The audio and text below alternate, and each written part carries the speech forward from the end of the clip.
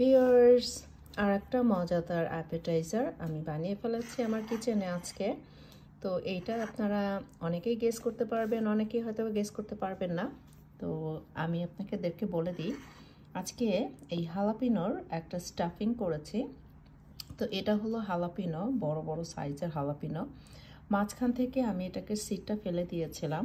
হালাপিনোর basically মুখের পোর্শনটা কেটে একটা নাইফের সাহায্যে ভিতরের সিডগুলো ফেলে দিয়ে এরপরে আমি বেসন দিয়ে ভালো করে বেসনটা যেভাবে আমরা রোজার মাসে বেগুনি পেঁয়াজু বানানোর জন্য যেভাবে মাখাই সেভাবে মাখিয়ে পুরা অনিয়নটা বেসনের ভিতরে ডুবিয়ে এবং মাঝখানে যে ছিদ্র ছিল ওর ভিতরেও দেখতে পাচ্ছেন বেসন চলে গেছিলো।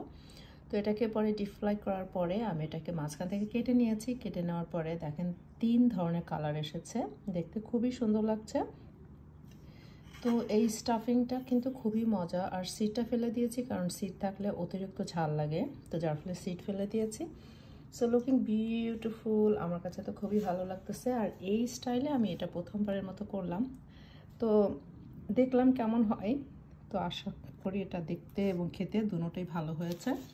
আমি আসলে লোভ সামলাতে না পেরে একটা পিস খেয়েও নিয়েছি, এত ভালো হয়েছে কি আর বলবো। তো যাই হোক, এই হলো স্টাফিং হালাপিনো।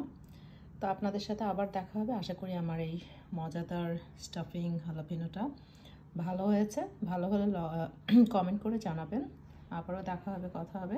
আল্লাহ হাফেজ।